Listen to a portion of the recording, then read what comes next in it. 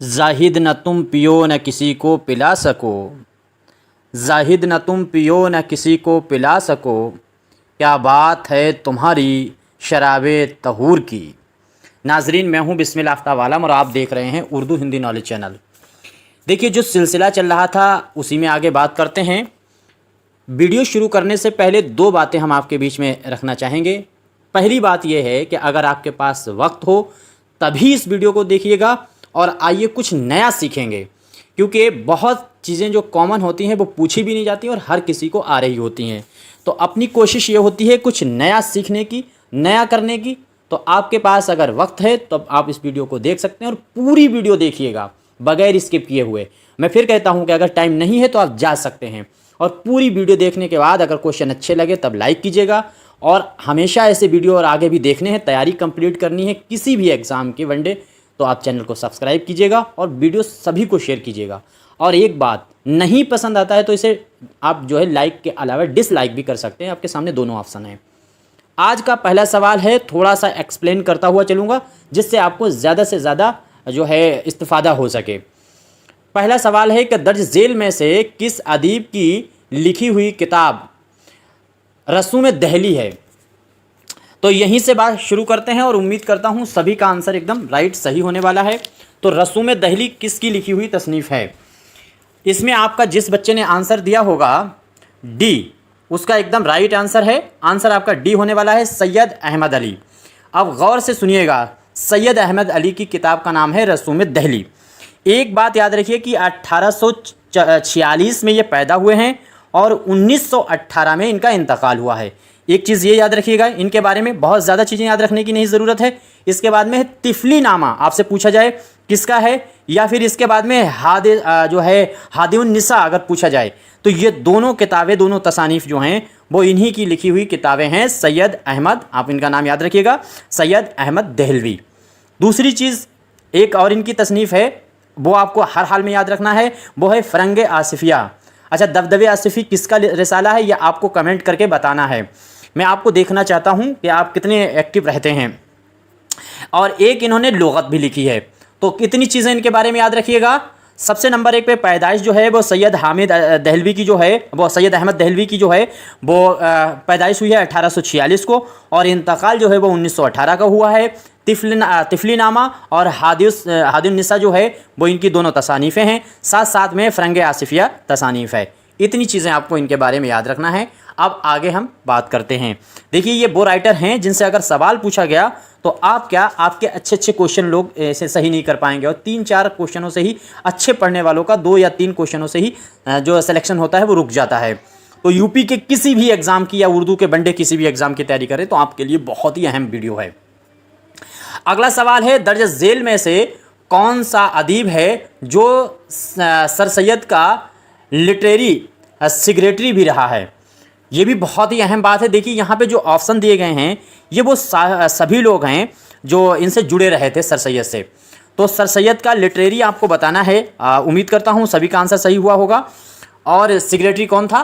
तो जिस बच्चे ने आंसर दिया होगा शिबली, तो उसका आंसर एकदम राइट होने वाला है। शिबली नौमानी हैं, वो सर सैयद के साथ जुड़े रहे और शिबली जो हैं वो कॉमन राइटर हैं, वो आप सभी को उनके बारे में पता होता है। तो इनके बारे में हम लोग ज़्यादा बात ना करते हुए आगे बढ़ते हैं। शिबली की एक किताब है, अगर वो आपको याद रहती है तो याद रहे, बहुत ज़्यादा अहम नहीं है। आपको याद अगर रहती है तो दज़ाए इस्तिलाहात आपको याद रखना है, वो लिखी हुई तसनीफ़ शिबली नौमानी की है। तो इस तरह से शिबली के बारे में और ज़्यादा चीज़ें जो हैं वो आपको मालूम है पहले से ही। अब अगला सवाल है कि नोबेल के अज्जाए तरकीबी कितने होते हैं? नोबेल के अज्जाए तरकीबी आपको अमूमन मालूम होता है। जैसे आपसे पूछा जाए हकीकत निगारी किस में होती है, तो नोबेल में होती है। हकीकी ज़िंदगी का अक्स कहाँ, किस सिन्फ में मिलता है, तो आप उसका जवाब देंगे नोबेल में। आपको हर हाल में याद रखिएगा, नोबेल जो है वो अंग्रेज़ ज़बान का है, लेकिन आया जो है वो नावेला लफ्ज़ अगर पूछा जाए किसका है तो अतालवी ज़बान का है। गौर कीजिएगा, अंग्रेज़ी लफ्ज़ जो है वो नोबेल अंग्रेज़ी लफ्ज़ है और नावेला जो है वो अतालवी है। ये चीज़ आपको हर हाल में याद रखना है। तो इसमें कैरेक्टर कितने होते हैं, अज्जाए तरकीबी कितने होते हैं, तो वो होते हैं 6। उम्मीद करता हूँ सभी को मालूम होगा। अज्जाए तरकीबी वैसे पूछता नहीं है, लेकिन बाई चांस ऐसी चीज़ें हैं कि याद रख लीजिए कि अब तो कुछ भी भरोसा नहीं क्या पूछा जाए। नंबर 1 पे किस्सा, प्लाट, किरदार। किस्सा, प्लाट, किरदार, फिर मकाला, मंजरकशी और नुक्ता नज़र। मकाला, मंजरकशी, नुक्ता नज़र, इस तरह से आपको इसके अज्जाए तरकीबी 6 होते हैं, वो आपको हर हाल में याद रखना है। अच्छा, दूसरी चीज़ है नोबेल जो है वो किस तहरीक से शुरू हुआ था, तो ये बात भी उम्मीद करता हूँ सभी को मालूम होगा, वो सर सैयद की जो तहरीक थी, अलीगढ़ तहरीक, उसी से शुरू हुआ। यहीं पर मुझे एक बात याद आती है कि सर सैयद तहरीक के बाद में एक तहरीक आई थी जिसको रोमानी तहरीक कहते हैं, लेकिन उसको अदब लतीफ़ तहरीक के भी नाम से जानते हैं।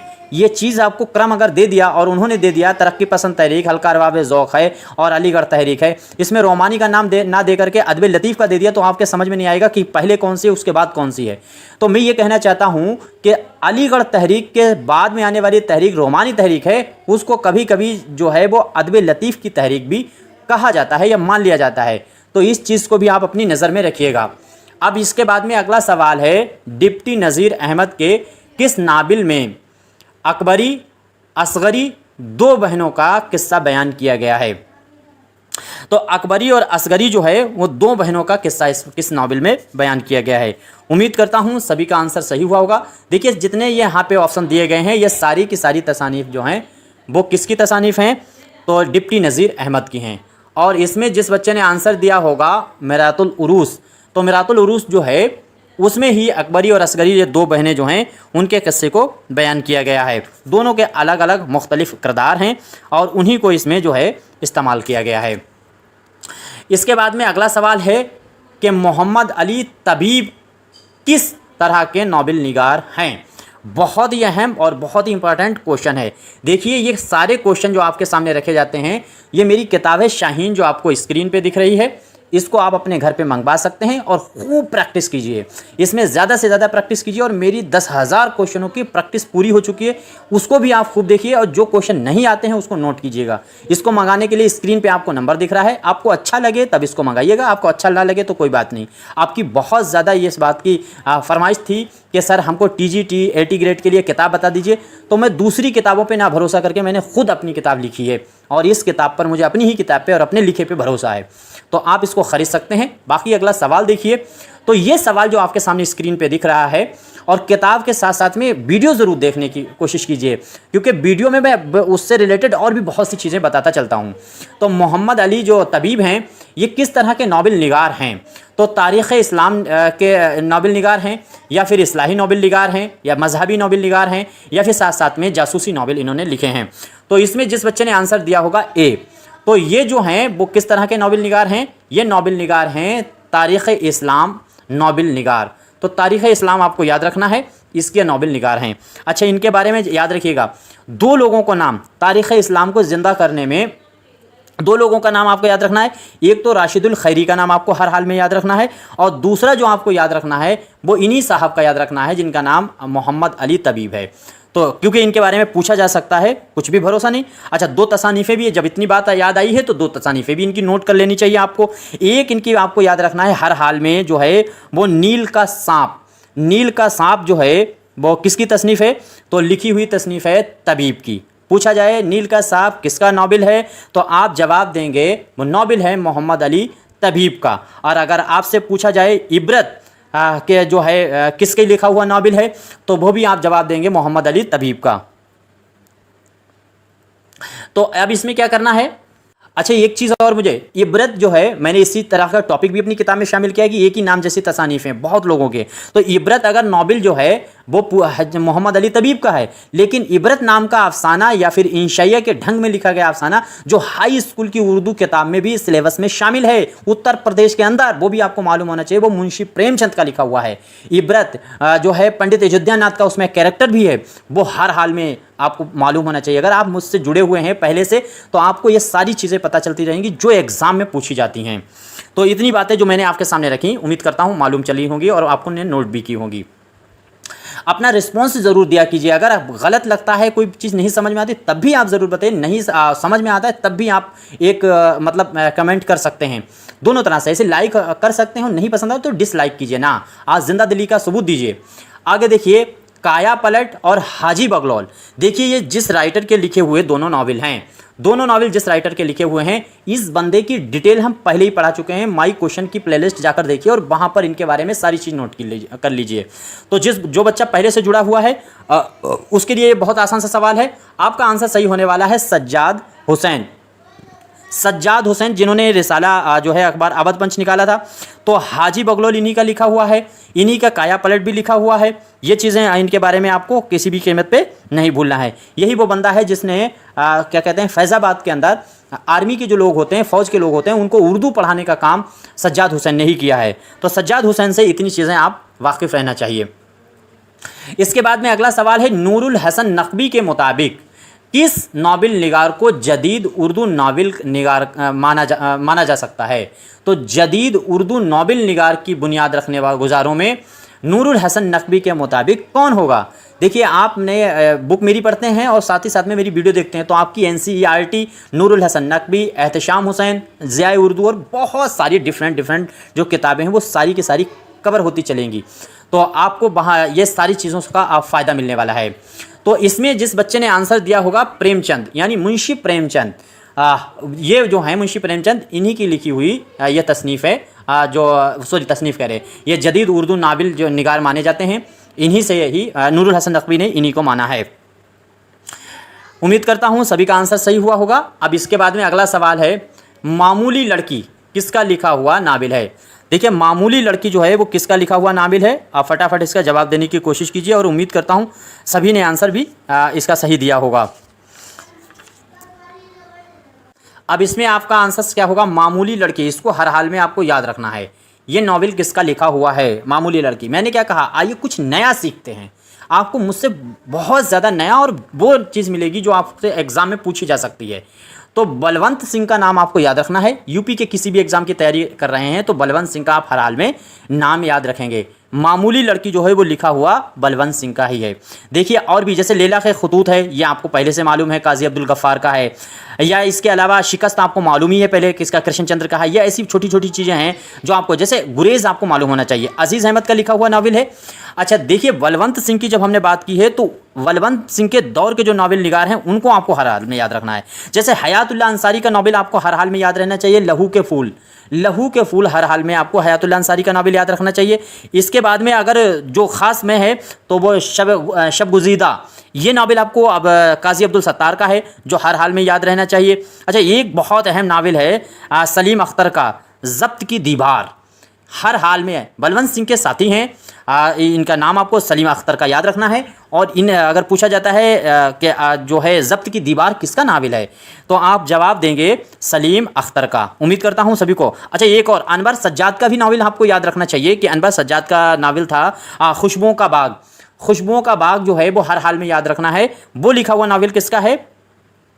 तो वो लिखा हुआ है अनवर सज्जाद का। आई थिंक अब ये चीज़ें क्लियर हुई होंगी और बहुत ऐसी कोई ख़ास बड़ी चीज़ें नहीं हैं जो आपको याद ना रहें। इसके बाद में दर्ज झेल में से कौन सा नावल जो है वो महेंद्र नाथ का लिखा हुआ है? ये महेंद्र नाथ जो है अगर NCERT जो पढ़ेंगे आप तो उसमें इसका नाम जो है वो आपके सामने कई बार घूमता हुआ नज़र आएगा। तो इनकी जो है अरमानों की सेज, ये आपसे अगर पूछा जाता है अरमानों की सेज किसका लिखा हुआ नावल है तो महेंद्र नाथ का नाम नावल आपको याद रखना है, अरमानों की सेज। आई थिंक सभी का सही हुआ होगा। बाकी देखिए, ये जो मैंने अभी बताया था, बाकी ये जो जितने ये दिए गए हैं इनके बारे में मैंने डिटेल में बता दिया। देखिए, खुशबुओं का बाग किसका था, ये चीज़ मैंने अभी आपके सामने बताई। उम्मीद करता हूँ सभी को याद होगा। खुशबू का जो बाग था वो अनवर सज्जाद का था। इसके बाद में ज़ब्त की दीवार भी मैंने बताया था, ये ज़ब्त की दीवार किसका था तो सलीम अख्तर का था। इसके बाद में शब गुज़ीदा भी मैंने बताया है, तो ये किसका था, ये तो आपको मालूम होगा, काजी अब्दुल सत्तार का था।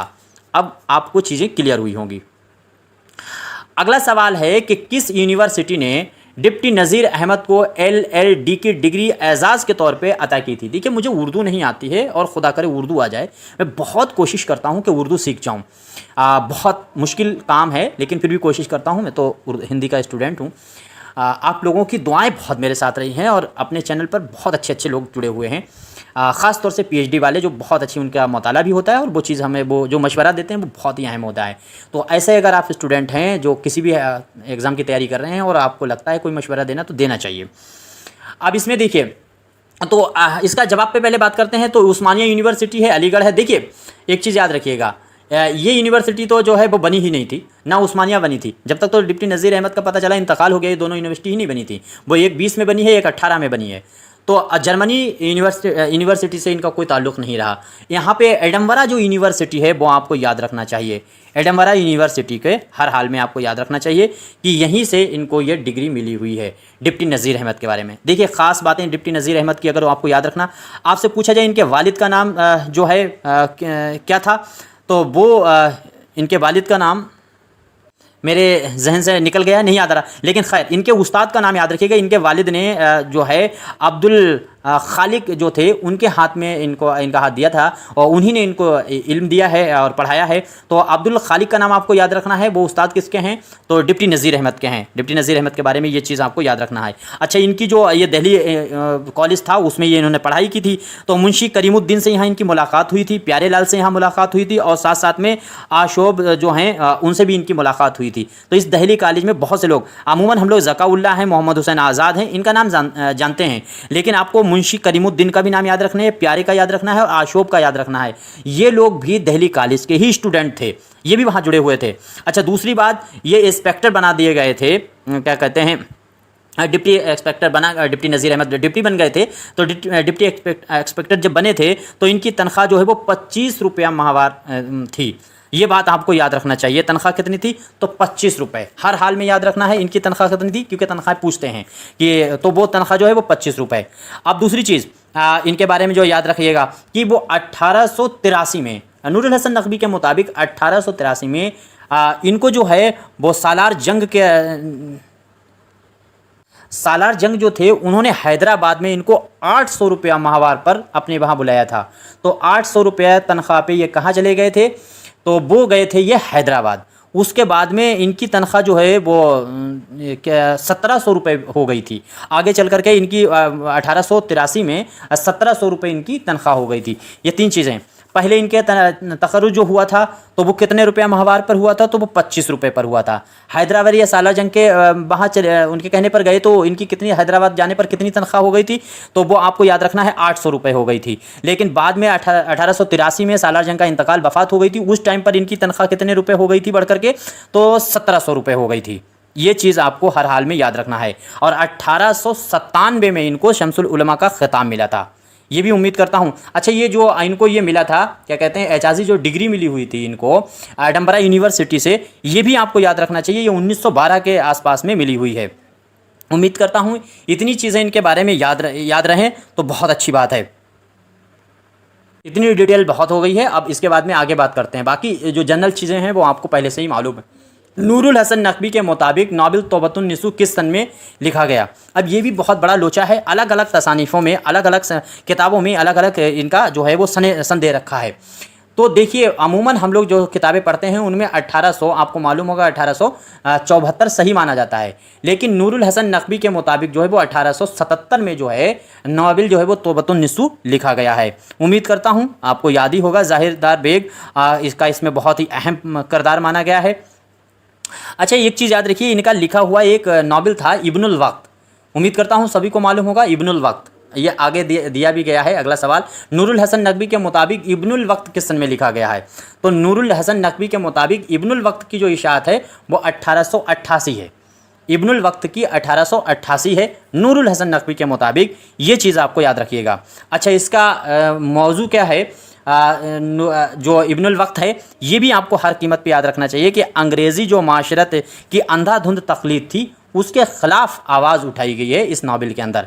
तो अंग्रेज़ी हुकूमत की अंधाधुंध जो तकलीद की जा रही है, ख़ास तौर से सर सैयद वगैरह की तरफ से, और मुसलमानों से भी कहा जा रहा था कि हम ज़्यादा से ज़्यादा अंग्रेज़ों की हुकूमत के साथ में हिस्सा लीजिए और उनके समर्थन कीजिए, साथ दीजिए। तो इस चीज़ की खिलाफत की गई है इब्नुल वक्त में। इसीलिए कभी कभी नावल जो इब्नुल वक्त है उसको सर सैयद अहमद के किरदार का चरबा भी कहा जाता है। चरबा का मतलब ये होता है कि उनकी नकल बना करके उनके कैरेक्टर की जो है क्या कहते हैं खामियों को उजागर करना। ये चीज़ आपको हर हाल में नहीं भूलना चाहिए। उम्मीद करता हूँ सभी को याद भी रहेगा। दूसरी बात, रुए सादिका भी आपको याद रखना चाहिए। इनका लिखा हुआ रुए सादिका है, उसका भी मौजू आपको याद रखना चाहिए। जो मौजू है, जो उन्वान है, वो मौजू है नावलों के, वो याद रखना चाहिए। तो इब्नुल वक्त का आपको मालूम चल गया है। रुए सादिका में क्या करा गया है, तो इसमें मजहबी अकायद के सिलसिले में जो मालूमात पेश की गई है वही उसी की तफसील है जो रुए सादिका है। और इनका फसाना मुब्तला लिखा हुआ नावल है, उसका अगर आपसे पूछ लिया जाए मौजू क्या था, तो उसमें इन्होंने क्या करा था, जो एक से ज़्यादा शादियां कर ली जाती हैं, कि ख़ास तौर से जो पुरुष होते हैं वो एक से ज़्यादा जो औरतें रखते हैं, शादियां कर लेते हैं, तो उसके नुकसानात क्या हैं, उसकी मुश्किलात क्या हैं, उन चीज़ों की तफसील से बयान की गई है फसाने मुब्तला में।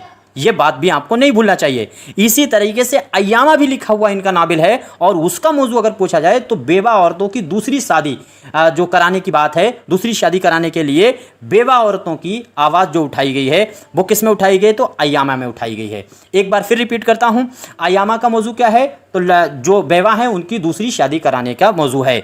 अच्छा, इसके बाद में रुए सादिका में क्या है, तो मजहबी अकायद की जो है वो तफसील बयान की गई है। फसाना मुब्तला में क्या है, तो एक से ज़्यादा जो शादी करते हैं उनके नुकसानात बयान किए गए हैं। इब्नुल वक्त में क्या है, तो इब्नुल वक्त में जो अंग्रेज़ी हुकूमत की तकलीद की जा रही थी उसके ख़िलाफ़ बात रखी गई है, और सर सैयद का चरवा है। अब इससे ज़्यादा चीज़ें आपको याद करने की मेरे ख्याल से तो ज़रूरत नहीं है। आगे देखिए, अब अगला सवाल है। देखिए, मैं फिर एक बार वही कहूँगा कि अगर आपको क्वेश्चन अच्छे लगते तो आपको लाइक करना चाहिए, और नहीं अच्छे लगते तो डिसलाइक करना चाहिए। वो हर हाल में मैं दोनों छूट आपको देता हूँ। अगला सवाल ये आपके सामने है, और देखिए बहुत अच्छी प्रैक्टिस करने के लिए आपको मेरी बुक तो मेरा अपना मशवरा है कि आपको ख़रीद लेनी चाहिए, ताकि ज़्यादा से ज़्यादा आप प्रैक्टिस कर पाएँ, क्योंकि इसकी किताब को जो है वो बहुत ज़्यादा बच्चों ने ख़रीद रखा है, तो वो अच्छी फ़ाइट ज़रूर करेंगे इंशाअल्लाह। तो यहाँ पर अब देखिए कि किसके मुताबिक नज़ीर अहमद के किरदार या स्याह रंग के होते हैं या फिर सफ़ेद रंग के होते हैं। तो सफ़ेद रंग के होते हैं या स्याह रंग के होते हैं, इसका मतलब या तो किरदार शैतान होते हैं या फरिश्ते होते हैं, लेकिन किरदार जो हैं वो इंसान नहीं होते हैं। ये बात आपको मालूम है, किरदार शैतान होते हैं या फरिश्ते होते हैं। किसने कही है, लेकिन इसी को मैंने मॉडिफाई किया है, तो क्योंकि लैंग्वेज चेंज कर दी जाती है सवाल के अंदर, तो आपके सामने भी मैंने सवाल की भाषा चेंज की है। तो आल अहमद सुरूर आपका आंसर सही होना चाहिए। जो चारों बातें मैंने बताई हैं, सिहा या सफ़ेद किरदारों की बात की जाए, नज़ीर अहमद के किरदार, तब भी आपका आल अहमद सुरूर ही आंसर रहेगा। और शैतान और फरिश्ते वाला बात अगर कही जाए कि या तो किरदार शैतान होते हैं या फरिश्ते होते हैं, तब भी आपको याद रखना है कि आंसर आपका होगा आल अहमद सुरूर। अगला सवाल है, रतन नाज सरशार ने जामे सरशार को उन्होंने किस उन्वान से लिखना शुरू किया था। देखिए, इनका लिखा जो रतन नाज सरशार हैं उनका लिखा हुआ नावल है जामे सरशार। तो जामे सरशार आपको सभी को मालूम है। तो जामे सरशार में उसके जो शुरू में जब लिखा गया था, तो इसका उन्वान क्या था, किस उन्वान से इसे लिखना शुरू किया गया था। बहुत अलग अलग तरह का सवाल है, और ऐसा अगर सवाल आपसे पूछा गया तो आपके तो दिमाग की जो क्या कहते हैं वो क्या कहते हैं रेड लाइट जल जाएगी एग्ज़ाम के अंदर। और आपको अपने एग्ज़ाम से पहले अपने आप को ठोस और खूब मजबूत कर लेना चाहिए, ताकि एग्ज़ाम हाल में आपकी कमज़ोरियाँ आपकी मजबूती बने, और आप ऐसा ना हो कि आप बैठे हों, आप घर पे सो रहे हों, आप आराम कर रहे हों, कोई और बंदा होगा जो तैयारी कर रहा होगा, कोई और बंदा होगा जो इस टाइम पढ़ रहा होगा, वो आपको एग्ज़ाम हॉल के अंदर हर हाल में पिछाड़ देगा। तो आप जगिए और अच्छे से जगिए, और पूरी तरह से खूब अच्छे से मुताला कीजिए, खूब प्रैक्टिस कीजिए। मैं पूरी कोशिश करता हूँ कि हर हाल में अपने बच्चे निकल पाएँ। अब देखिए, ये ऑप्शन जो है, इसमें जो आंसर आपका सही होने वाला है वो पहला वाला सही हो जाएगा। फसाना जदीद जो है जदीद आपको याद रखना चाहिए। देखिए, इन्होंने फसाना आज़ाद लिखा था, और फसाना आज़ाद के बाद में फसाना जदीद इन्होंने लिखना शुरू कर दिया, क्योंकि फसाना आज़ाद जो है उसमें इनको खूब शोहरत मिली। तो इन्होंने क्या, क्यों ना इसकी कॉपी कर दें, एक और दूसरी तरीके का इसी तरह का लिख दिया जाए। तो उसका नाम भी वैसे रख दिया इन्होंने, फसाना जदीद। लेकिन बाद में इन्होंने एक जैसा मिक्स नाम समझ करके जामे सरशार कर दिया, उसका नाम चेंज कर दिया। तो जामे सरशार का पुराना नाम, अगर नावल जामे सरशार पूछा जाता है उसका पुराना नाम क्या है, तो आपका जवाब होगा फसाना जदीद। अब ये चीज़ उम्मीद करता हूँ सभी को याद रहेगी, और किसी भी कीमत पे आपको भूलना नहीं है। अच्छा, दूसरी चीज़, अच्छा इसको जो इन्होंने लिखना शुरू किया था, जामे सरशार को, तो वो भी आपको हर हाल में याद रखना चाहिए। और इसी के साथ साथ में जो है वो सहर कोसार भी इनका एक लिखा हुआ नावल है, उसकी सन आपको हर हाल में याद रखना चाहिए, 1890 में लिखा है। 1890 में कौन सा नावल लिखा है? तो सहर कोसार लिखा है। जामे सरशार का पहले उन्वान क्या था? तो आप कहेंगे कि फसाना जदीद था। अगर आपसे पूछा जाता है दूसरी चीज़, अवध अखबार के ये मुदीर कब मुकर्रर हुए थे? तो 1878 में ये उससे जुड़े थे। 1878 आपको हर हाल में याद रखना चाहिए। इनके ख़ानदान कहाँ का रहने वाला था? तो वो कश्मीरी ब्राह्मण थे। इतनी बातें मोटी मोटी आपको हर हाल में याद ही होंगी, उम्मीद करता हूँ। और दूसरी चीज़ आगे खमकदा सरशार भी इनका लिखा हुआ है, ये भी आपको अगर पूछा जाए किसका है तो ये भी आपको बताना है। अच्छा, दूसरी बात 1895 में, किसमें मतलब 1895 में सरशार जो हैं वो कहाँ गए थे? तो हैदराबाद चले गए थे। अब तो उम्मीद करता हूँ इतनी बातें याद रखिएगा। अब अगला सवाल देखिए, एक बात यहाँ पे सिलसिले में याद रखिएगा, जो इनका फसाना आज़ाद जो है वो 4 जिल्दों पे है। ये चीज़ आपको हर हाल में याद रखनी चाहिए। बाकी देखो, बिछड़ी दुल्हन है, पी कहाँ है, कुड़ुम है, ये भी इनकी ही तसानीफ़ें हैं और ये कॉमन है, ये सभी को मालूम होती हैं। अगला सवाल है कि दर्ज झेल में से किस अदीब ने जो अब्दुल वहाब नजदी का रिसाला तौहीद का तर्जुमा करके अपनी तसनीफ़ ज़िंदगी का आगाज़ किया? यानी अपनी जो अदबी सफ़र जो उसने शुरू किया है, तो वो दर्ज झेल में से कौन सा अदीब है जिसने तौहीद रिसाला को अपनी तसनीफ़ ज़िंदगी का आगाज़ किया है वहाँ से? दूसरी बात, ये जो रिसाला है अब्दुल वहाब नजदी का, ये आई थिंक फ़ारसी में निकलता था, इसका तर्जुमा करके इन्होंने अपनी शुरुआत की थी। तो किसने शुरुआत की थी? तो अब्दुल हलीम शरर ने तौहीद रिसाला जो है अब्दुल वहाब नजदी का, उन्हीं का इस रिसाले का तर्जुमा करके अपनी अदबी सफ़र की ज़िंदगी का आगाज़ किया था। ये बात आपको याद रहेगी। 1860 में पूछा जाए अगर अब्दुल हलीम शरर कब पैदा हुए, तो आपका जवाब होगा 1860 में। पूछा जाए कहाँ पैदा हुए, लखनऊ में। इंतकाल कहाँ हुआ है? लखनऊ में। किस सन में इंतकाल हुआ? 1926 में। इस तरह से बिल्कुल रेक्टिफिकेशन कर दीजिए। अच्छा, दूसरी चीज़, इनके वालिद का नाम आपसे अगर पूछा जाता है तो हकीम तफज्जुल का नाम आपको याद रखना है, वो इनके ही वालिद हैं, हकीम तफज्जुल, किसी भी कीमत पे नहीं भूलना है। अच्छा, दूसरी बात, दिलगुदाज रिसाला जो है वो इन्होंने 1887 में निकाला था, ये मैंने पहले बात भी की थी। और मुल्कुल अजीज़ वर्जीना है, और साथ ही साथ में हुस्न अंजलीना है और मंसूर मोहना है। ये जो है वो किस्तबार इन्होंने शाया किए थे। कैसे शाया किया है? तो किस्तबार इनको शाया किया है नॉवेलों को। और किस में शाया किया है? तो रिसाला दिलगुदाज में किया है। किस सन में किया है? तो 1887 में करना शुरू किया था। इतनी बात उम्मीद करता हूँ सभी को मालूम होगी। अच्छा, दूसरी चीज़, इन्होंने जो है वो हैदराबाद का भी सफ़र किया था, और जो निज़ाम शाही हुकूमत थी हैदराबाद की, उसके आखिरी जो निज़ाम थे उन्होंने ही इनको वहाँ से क्या कहते हैं, मुल्क बदर कर दिया था। हैदराबाद से यूँ कह सकते हैं कि इनको निकाल दिया था, ऐसे कह सकते हैं। और वो वापस आकर के फिर लखनऊ में मुंतकिल हो गए थे। ये पूरी कहानी मैंने क्या कहा था, शुरू में कहा था, जब आपके पास टाइम हो जब भी मेरी वीडियो देखा कीजिए। वैसे देखने की कोई ज़रूरत नहीं है, और कोई ख़ास चीज़ें जो है वो आप समझ भी नहीं पाएंगे, सीख भी नहीं पाएंगे। अगला सवाल है कि दर्ज झेल में से किसने बंकिम चंद्र चटर्जी, ये नाम देखिए, बंकिम चंद्र चटर्जी का नॉवेल दरकेश नंदिनी का तर्जुमा किया है? दरकेश नंदिनी का किसने तर्जुमा किया है? तो ये शॉर्ट वीडियो जो 1 मिनट की आती है, उसमें ये वीडियो पहले ही शायद प्ले कर दी गई है, लॉन्ग वीडियो आने से पहले। तो अब्दुल हलीम शरर का नाम आपको याद रखना है। आंसर आपका ए ही सही होने वाला है। अब इसके बाद में बाकी इनकी जो कॉमन चीज़ें हैं इनके बारे में वो सभी को मालूम है। उम्मीद करता हूँ उनकी चीज़ों को बताने की मेरे ख्याल से ज़रूरत नहीं है। वो कॉमन सी चीज़ें हैं, जैसे फ्लोरा फ्लोरांडा है, इनका लिखा हुआ मंसूर मोहना है, ये सारी चीज़ें हैं, वो मैं उन पर जिक्र नहीं करना चाहता। अच्छा, एक चीज़ और इनके बारे में ख़ास जो है, मुझे जो चीज़ लगती है वो मैं आपके सामने बोलने की कोशिश करता हूँ। मौलाना जो है क्या कहते हैं, ये अब्दुल हलीम शरर ने अपने नावलों के ज़रिए क्या करा था? तो तारीख़ इस्लाम को ज़िंदा किया था। ये बात आपको नहीं भूलना है, हर हाल में आपको याद रखना है। इसके बाद में अगला सवाल है कि दर्ज झेल में से किस अदीब ने फैज़ाबाद में फ़ौज यानी वही आर्मी को उर्दू पढ़ाने की ज़िम्मेदारी कबूल की थी? तो किसने की थी? इनके बारे में मैंने अभी थोड़ी देर पहले भी शुरू में इसका एक्सप्लेन कर दिया था। कोई सवाल इनसे मुताल्लिक आया हुआ था। तो सज्जाद हुसैन का नाम आपको, यानी मुंशी सज्जाद हुसैन का नाम आपको याद रखना है। ये बंदा, मैंने कहा इसकी डिटेल में हम पहले ही पढ़ा चुके हैं, और वो डिटेल वाली वीडियो भी आपको हर हाल में देखने चाहिए। देखिए, इनकी पैदाइश अगर आपसे पूछी जाती तो 1856 में इनकी पैदाइश हुई है। 1856 में पैदा हुए हैं मुंशी सज्जाद हुसैन। और दूसरी बात, 1915 में, जब इसमें चौथाई का पैदाइश है, तो 1915 में इनका इंतकाल हुआ है। ये बातें दो लखनऊ के जो है वो क्या कहते हैं इनकी पैदाइश हुई है, लखनऊ के ये रहने वाले हैं। और दूसरी चीज़ इनके बारे में जो आपको याद करना चाहिए वो इनका ख़ास तौर से नॉवेल लिखे हुए हैं। अवध पंच तो इनका बहुत इम्पोर्टेंट है, और अवध पंच का ऐसा रिसाला है जिसने बहुत ही अहम काम किया था उर्दू और साथ साथ में मुसलमानों की हिफाजत के तौर पर। अब इनका जो रिसाला था अवध पंच, उससे जुड़े हुए बहुत लोग थे। वो जैसे पंडित जो है क्या कहते हैं रतननाथ सरशार हैं, वो इसी से जुड़े हुए हैं। ब्रज नारायण चकबस्त इसी से जुड़े रहे, इसी रिसाले से जुड़े रहे। मुंशी अहमद अली शौक़ जो हैं वो भी इसी से जुड़े रहे, या फिर साथ साथ में जो है सैयद मोहम्मद आज़ाद हैं वो जुड़े रहे। अकबर इलाहाबादी इसी रिसाले से जुड़े रहे। इसके बाद में मुंशी लाल ज्वाला जो हैं वो इसी से, ज्वाला प्रसाद वर्क हैं वो भी इसी से जुड़े रहे। बहुत सारे नाम हैं जो मैं डिफरेंट नाम है वो आपके सामने नहीं लेना चाहता। अगला सवाल है कि दर्ज झेल में से किस अखबार ने अंग्रेज़ी हुकूमत की पॉलिसी का जो है तंज़िया अंदाज में निशाना बनाया? तो तंज़िया अंदाज में अंग्रेज़ी हुकूमत को निशाना बनाने का काम भी इसी अखबार ने किया था जिसकी मैं इतनी देर से जिक्र कर रहा था।